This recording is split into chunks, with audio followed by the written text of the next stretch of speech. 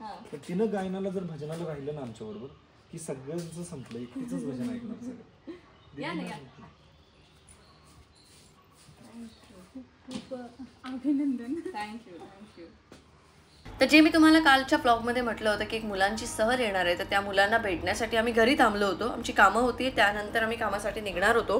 पण देवबागचा रस्ता छोटा असल्यामुळे त्या मुलांची बस ही आमच्या घरापासून 6 किलोमीटर अलीकडे थांबवण्यात आली होती आणि ती बस पुढे येऊ शकत नव्हती. त्यामुळे आम्ही 6 किलोमीटर गेलो आणि तिथे आता जाऊन आम्ही त्या मुलांना भेटणार आहोत. हे त्या शाळेचे शिक्षक आहेत जे आम्हाला भेटण्यासाठी पहिले घरी आले होते आणि आता आम्ही त्या मुलांना भेटण्यासाठी तारकर्लीला आलोय.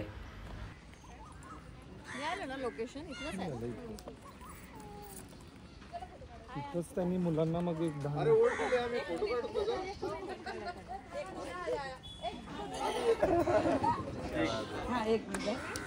मी एक सेल्फी काढते मग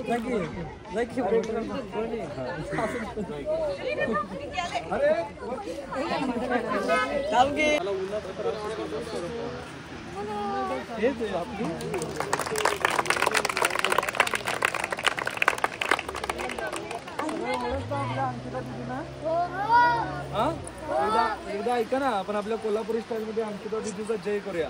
बोला आपल्या अंकिता दीदीचा.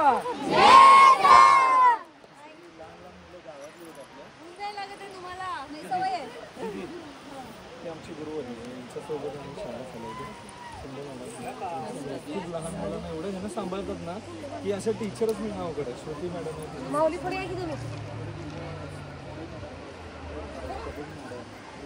परत बिझनेस. अंकिता मॅम, बिग बॉसच्या खऱ्या मानकरी तुम्ही आहात बघा. आता मी तुम्हाला एक खरी गोष्ट सांगते की देवबाग हे एक टुरिस्ट प्लेस असल्यामुळे आणि माझं घर असू दे किंवा डी पी दादाचं घर असू दे हे खूप इझिली ॲक्सेसिबल आहे सगळ्या लोकांसाठी. कारण डी पी दादा हे सोसायटी फर्निचर या दुकानामध्ये असतात, हे सगळ्यांना माहिती आहे. तर सगळे तिथे जाऊ शकतात. आमचं रिसॉर्ट असल्यामुळे सगळेजण घरी येऊ शकतात. पण कुठेतरी आम्ही आमच्या ह्या सगळ्या करिअरसोबत एक बिझनेससुद्धा रन करतो. त्यामुळे आम्ही जेव्हा म्हणजे मी तर कधीतरी घरी येते, त्यामुळे माझी कामं ही प्लॅन केलेली असतात की ह्या दिवशी हे करायचं आहे, दुसऱ्या दिवशी हे करायचं आहे. पण त्यामध्ये फोटोज किंवा या सगळ्या गोष्टींमध्ये आमचा बराच वेळ जातो आणि त्यामुळे आमची कामं खूप लांबतात. त्यामुळे कधीकधी आम्ही घाईत निघतो, कधीकधी आम्ही सांगतो की प्लीज पटकन फोटो घ्या, आम्हाला निघू द्या. तर त्यामागे खरं कारण हे असतं की आम्हाला कामं आहे. कारण आता तुम्ही ब्लॉग्समधूनच बघताय की मी कशी कामं करते. घरी रिनोव्हेशन चालू आहे, लग्नाची तयारी चालू आहे, इकडे तिकडे माझी धावपळ चालू आहे. त्यामध्ये काही जणांची अशी अपेक्षा असते की आम्ही 12 वाजता देवबागला पोचतोय तर तुम्ही थांबा तिथे, मला फोटो काढायला यायचे. मग अशा वेळेला खूप त्रास होतो. त्यामुळे टीमला जे कॉन्टॅक्ट करतात, आता ह्या सगळ्यांचा टीमशी कॉन्टॅक्ट झाला होता आणि टीमने मला सांगितलं की लहान मुलं आहेत, जाऊन भेट. त्यांना भेटल्यानंतर त्यांनाही छान वाटेल आणि ते कोल्हापूरवरनं येत आहेत, त्यांची एक सहल आहे. आणि ह्या शाळेचं वैशिष्ट्य म्हणजे हे दरवर्षी मुलांना एक किल्ला दाखवतात. जी गोष्ट मला खूप आवडली की गड किल्ले ते मुलांना सहलीमध्ये दरवर्षी दाखवतात. आणि त्याच गोष्टीमुळे मी ठरवलं की त्यांना जाऊन त्यांच्या टीचर्सना जाऊन भेटायचं आणि ते अप्रिशिएट करायचं. कारण ही खूप युनिक गोष्ट आहे की सहलीसाठी आपण एखाद्या ठिकाणी फक्त मजा म्हणून जाणं आणि सहलीच्या मार्फत आपण मुलांना आपल्या महाराजांच्या गड किल्ल्यांबद्दल सांगणं ही खूप चांगली संकल्पना आहे. प्रत्येक शाळेने ही चालू केली पाहिजे की दरवर्षी एक किल्ला मुलांना दाखवणं.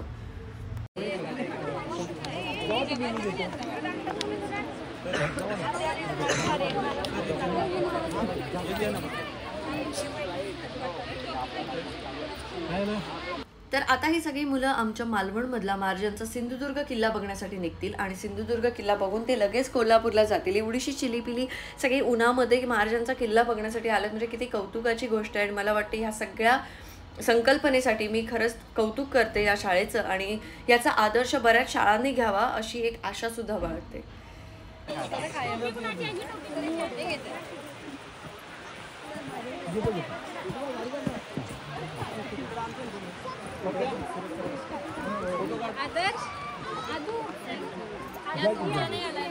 आता तुमचा जोडीचा काढूया दादा सगळेच. अरे बाबा चला सगळे झाले. इकडे बघा, माझ्याकडे बघा, माझ्याकडे इथे कॅमेरामध्ये बघा, सगळे दिसते ना.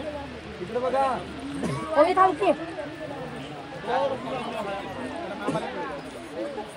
सर इकडे बघा, सगळे सगळे इकडे बघा, जरा आत व्हा. इकडे बघा, इकडे बघा, दादा दादा दादा इकडे बघा, दादा तुम्ही इकडे बघा. शाळेत भेटू आपण. Bye, thank you so much. नक्की येणार शाळेत येते. शाळेत या. Bye bye bye. इकडे मस्त मी माझ्या मागे पहिल्यांदाच बसशील ना. ही चावी कुठे आहे? चावी बाबांची गाडी थोडी वाकडी तिकडे चालते. हा मधी मला मागे घेऊ दे. टर्न कर ना. किती प्रो बऱ्याच दिवसांनी झालं होते.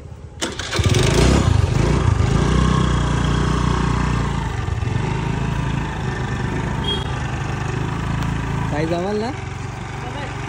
काय आता हे ओझं आयुष्यावर सांभाळायचं.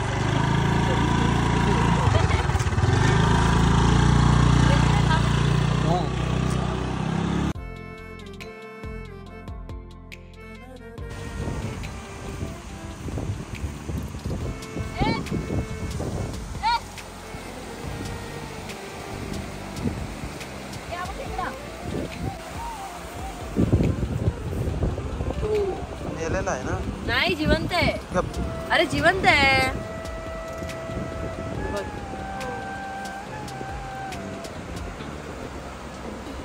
बाबा अजून एक. बापरे खेकडे पकडायला लागलीस तू. हे चावत नाही. अरे पाणी येऊ दे पाणी येऊ दे. ही कवडी बघ लकी असते माहितीये ना. माहितीये का कवडी. कवडी माहितीये का. मग ती लकी असते. मग कवडी मिळणं. कवडी नाही सहसा मिळत. कवडी माळा वेळा माहिती ना तुला. हा बघ कसं भिजतोय. मला कवड्या आवडतात. कवडी तू लकीच आहेस का. तुझं नाव आजपासून लकीच ठेवायला पाहिजे. 2 मिळाल्या कवड्या आणि 2 खेकडे. त्याला सोड खेकड्यांचं. सोडतेच आहे मी का खाणार थोडी. ये यो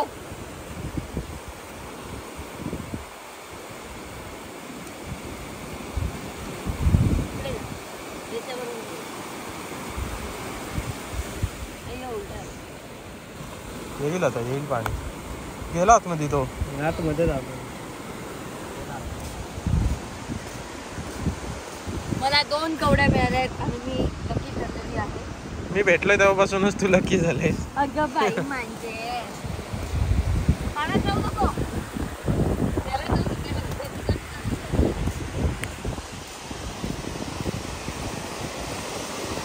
तिसरी कवडी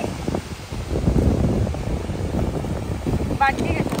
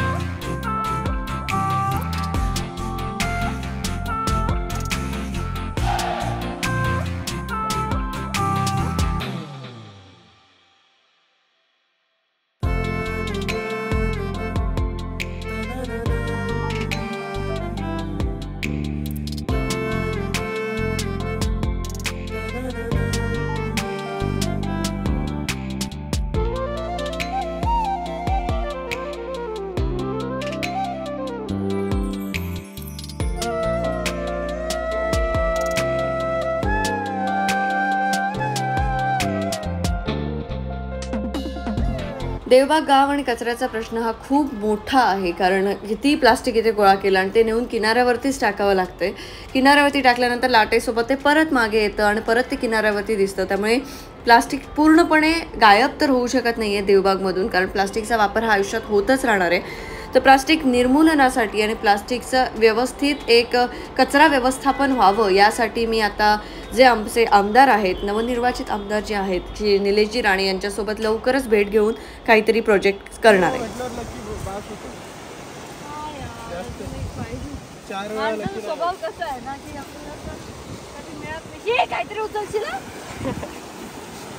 काय भेटणार कवडी ना? नाही येत उगीच तो उगीच काही झालं देतो. की. झालं की. पण या कवडीचं सहसा मिळत नाही. मिळाली की असं चांगलं असतं. तर मला असंच वाटलं तर मला वाटलं की किती मिळाले? अजून पाहिजे पाहिजे. अजून पाहिजे. जाऊया.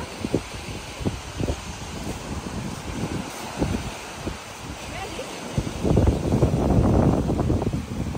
पण एक मिळाली पाहिजे. त्याचा टेक्स्चर बघ, हे बघ अंकिता, हो माहिती आहे मला. त्याच्यावर हे बघ. हे खूप कडक आहे तर. दुसरं असतं ना थोडं भारी असतं. त्याला अशी लाईन नाही होत.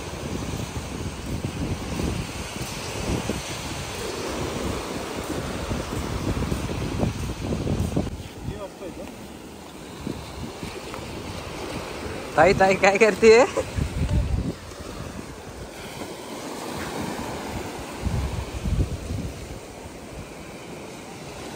घेतलं?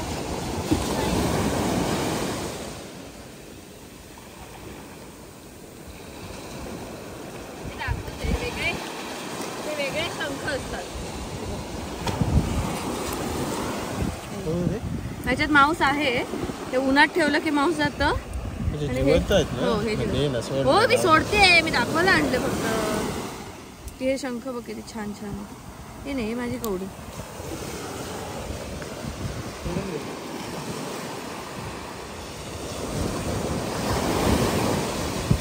जा बाबा, जा. टार्क ब्रिक शोधून आणशील काहीतरी.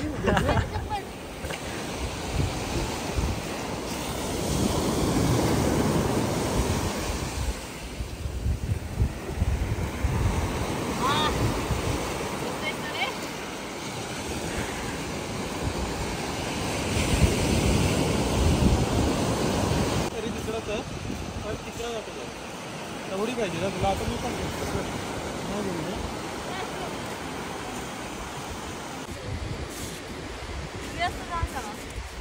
आणि सांगतो मी तुला नेत नाही.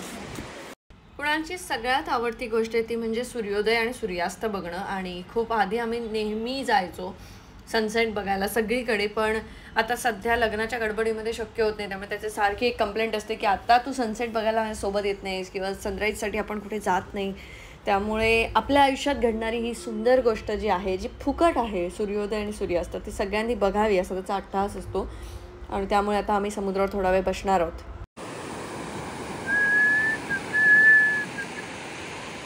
अंकिता जायचं का?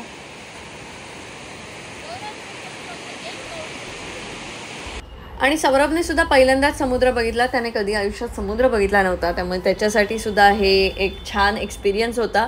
आम्ही सगळ्यांनी मस्त समुद्रावरती वेळ घालवला आणि त्यानंतर आम्ही घरी आलो. तर हा व्लॉग इथेच संपतोय. आपण भेटूया उद्याच्या व्लॉगमध्ये. Till then bye bye, take care and see you in a next vlog.